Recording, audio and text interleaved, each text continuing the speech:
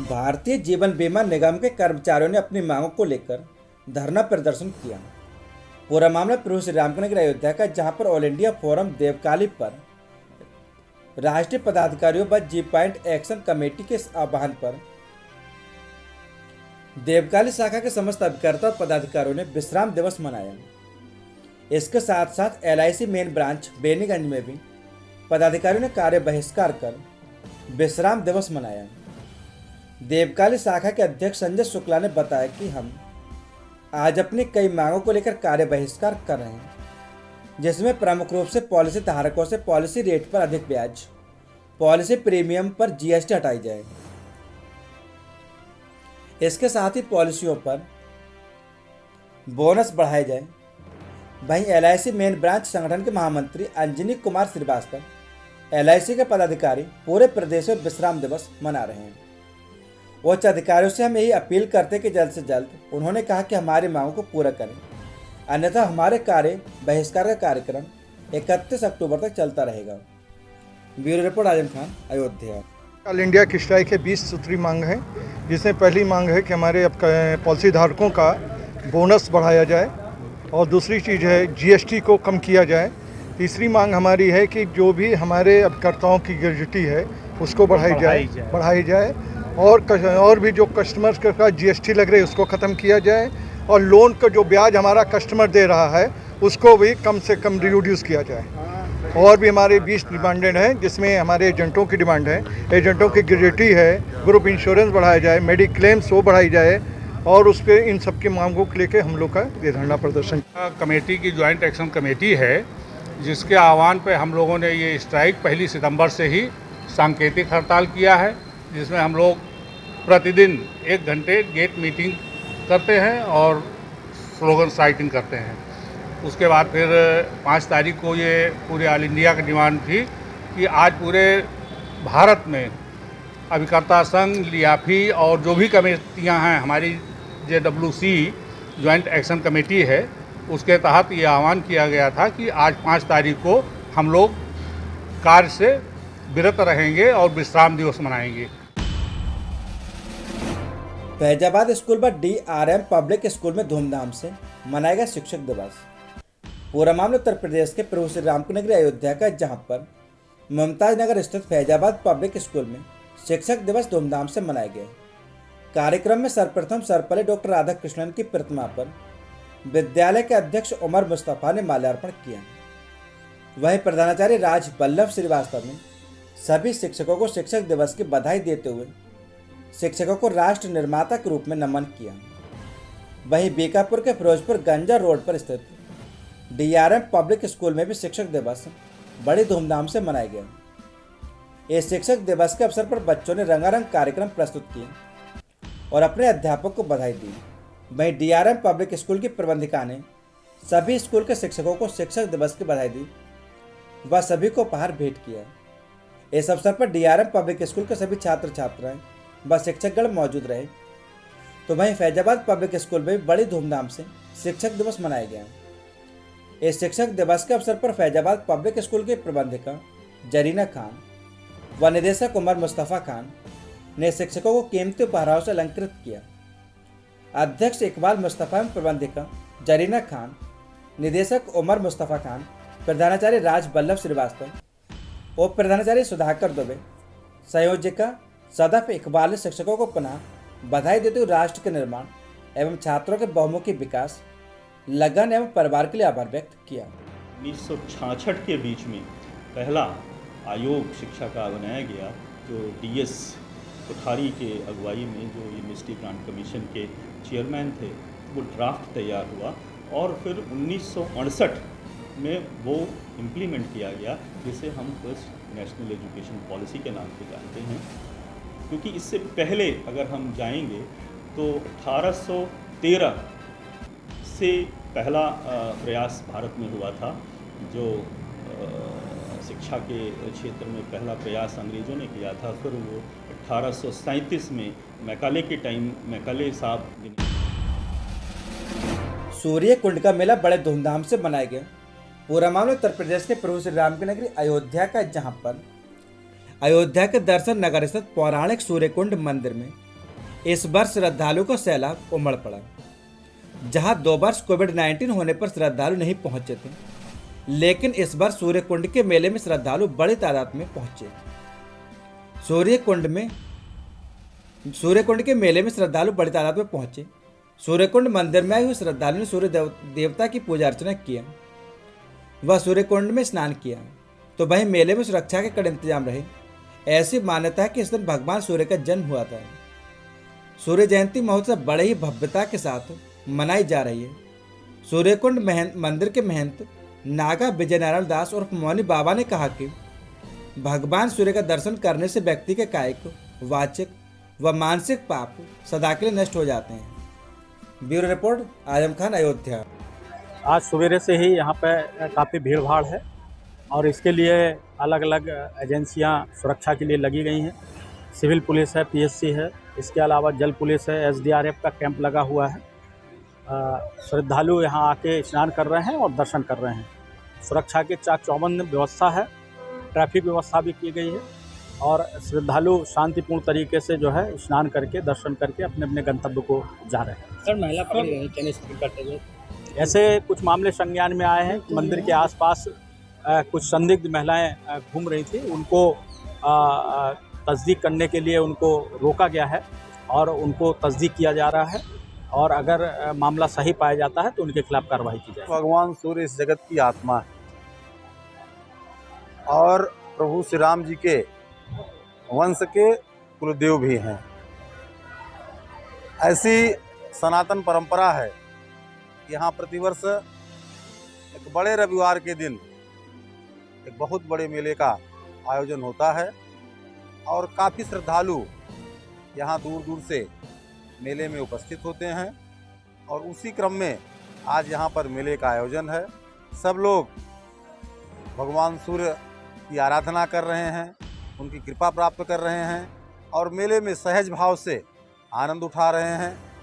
जब इस अयोध्या में प्रभु श्री राम का मंदिर स्थापित हो रहा है, सूर्य षष्ठी को मेला लगता है। सूर्य षष्ठी का जन्म होता है, उसके 8वें दिन मेला पड़ता है। कितने दिन?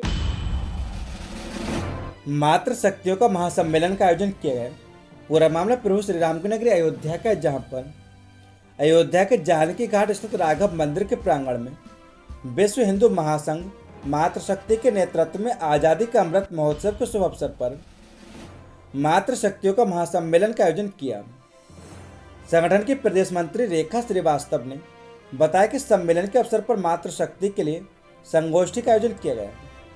इस कार्यक्रम का उद्देश्य महिलाओं को जागरूक करना है और उनको हर क्षेत्र में आगे बढ़ाने का कार्य करना है। महिलाओं की सुरक्षा के बारे में जागरूक करना, क्योंकि महिलाएं किसी से कम नहीं हैं। इस कार्यक्रम में सभी महिलाओं को जागरूक करना, जैसे पहले के ज़माने में वीरांगनाएं होती थीं, उन्होंने बहुत सारे काम ऐसे किए जिसका उदाहरण समाज देता है। उसी के उपलक्ष्य में ये कार्यक्रम रखा गया, जिससे महिलाएं जागरूक हों और अपने आप को कमज़ोर ना समझें। इस कार्यक्रम में पूरे प्रदेश से मातृशक्ति की सभी महिलाएं व संगठन के पदाधिकारी आए हुए हैं और इस सम्मेलन में सभी पदाधिकारियों को सम्मानित भी किया गया। इस अवसर पर रेखा श्रीवास्तव ने कहा कि संगठन के जिलाध्यक्ष व मातृशक्ति आई हुई हैं और इस कार्यक्रम में बहुत ही ज़्यादा संख्या में महिलाएं उपस्थित हुई और कार्यक्रम को सफल बनाया। उस पर सभी का आभार व्यक्त किया।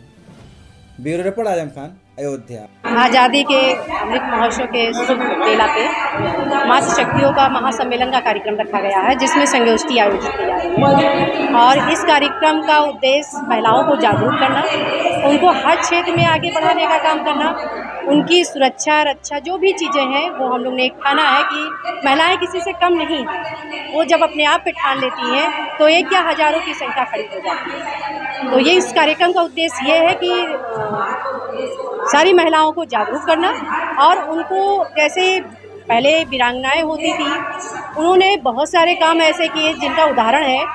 उसी के उपलक्ष्य में इस कार्यक्रम को रखा गया है और अपने अपने विचार महिलाएं यहाँ प्रस्तुत कर रही हैं। तहसील प्रशासन के ऊपर लगाया आरोप कि तहसील प्रशासन भूमाफियाओं के साथ मिलकर जमीन पर कर रहे कब्जा। पूरा मामला प्रभु श्री राम की नगरी अयोध्या का, जहां पर राम मंदिर फैसले के बाद अयोध्या में जमीनों की कीमतें आसमान छूने लगी और अयोध्या को भूमाफियाओं ने अपना दूसरा घर बना लिया।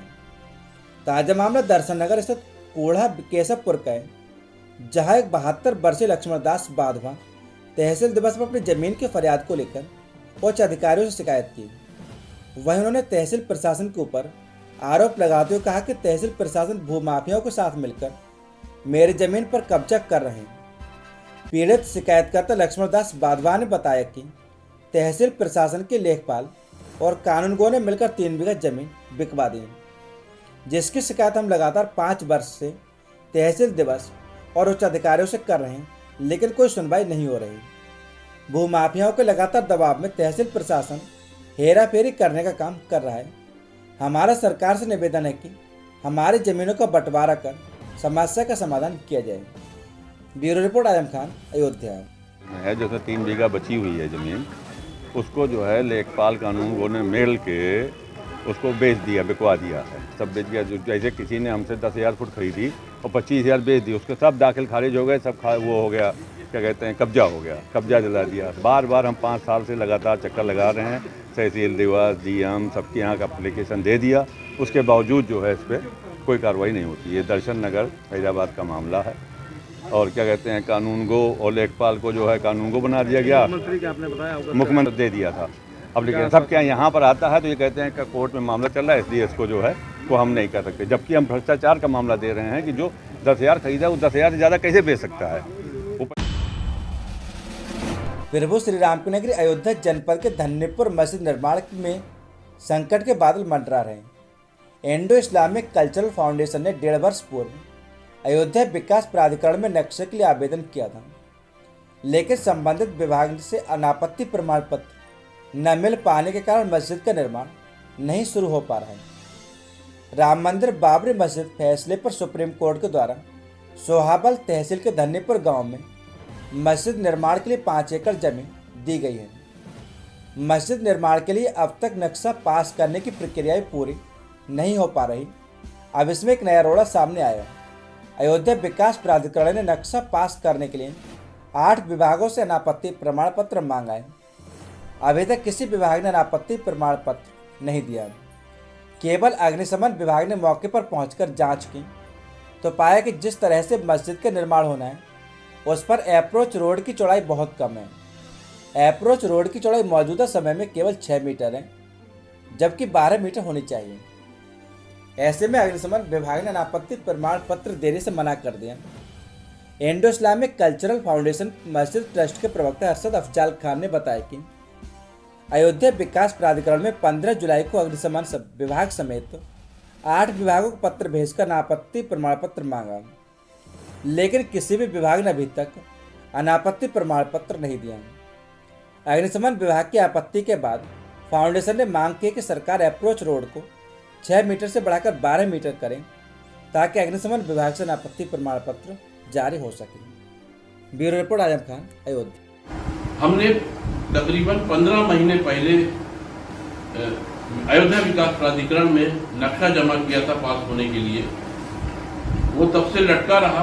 पिछली 15 जुलाई को अयोध्या विकास प्राधिकरण ने 8 विभागों को पत्र जारी कर हमारे प्रोजेक्ट के लिए एनओसी देने का आग्रह किया है। गुप्तार घाट से अयोध्या तक चलाया जाएगा हाईटेक क्रूज। पूरा मामला उत्तर प्रदेश के प्रभु श्री राम की नगरी अयोध्या का, जहां पर गुप्तार घाट से लेकर धर्मनगरी अयोध्या तक करीब 10 किलोमीटर की दूरी में यह हाईटेक क्रूज चलाया जाएगा। इस क्रूज को बनाने में करीब 9 करोड़ रुपए की लागत आने का अनुमान है। खास बात यह है कि यह क्रूज देश का पहला सोलर क्रूज होगा जिसका नाम रामायण क्रूज रखा गया। इस क्रूज को बनाने के लिए नाबार्ड ओशियन इलेक्ट्रीफाइड कंपनी को हायर किया गया है। केरल के कोच्चि की कंपनी अब अयोध्या में सरयू नदी के किनारे 25 मीटर लंबा 8 मीटर चौड़ा डबल डेकर क्रूज बनाएगी। ये क्रूज अत्याधुनिक सुविधाओं से लैस होगा। अयोध्या के डीएम नीतीश कुमार का कहना है कि क्रूज में लगभग 150 लोगों के बैठने की व्यवस्था होगी। काफ़ी समय से क्रूज स्टेशन निर्माण के लिए भूमि की तलाश की जा रही थी। सरयू नदी से सटी भूमि का चयन कर लिया गया है। लगभग 15,000 स्क्वायर फीट भूमि पर निर्माण कार्य होगा। इसके बाद निर्मित क्रूज को नदी में उतारा जाएगा। सरयू नदी के किनारे गुप्तार घाट पर स्थित विसर्जन घाट के पास ये जमीन उपलब्ध कराई जा रही है, जिसमें क्रूज का निर्माण कार्य शुरू होगा। बता दें कि डीएम नीतीश कुमार सहित जिला प्रशासन के अन्य अधिकारियों की मौजूदगी में क्रूज निर्माण स्थल का निरीक्षण किया गया था। सब कुछ ठीक ठाक रहा तो सितंबर महीने से क्रूज का निर्माण शुरू हो जाएगा। मार्च 2023 के आखिरी सप्ताह तक इसका काम पूरा होने के साथ ही भगवान राम के प्राकट्य उत्सव रामनवमी पर इस ग्रुप के लोकार्पण की योजना है।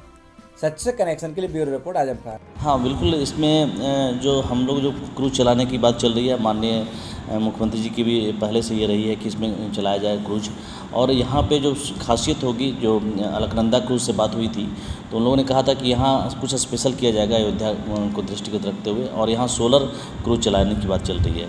और निर्माण कार्य भी उनकी इच्छा है कि यहीं किया जाए, निर्माण कार्य भी यहाँ किया जाए। तो ये भी बात चल रही है और जल्दी ही फाइनलाइज हो जाएगा। ये अभी अगर यहाँ जब कंस्ट्रक्शन स्टार्ट होता है तो उससे 8 से 9 महीने लगेंगे।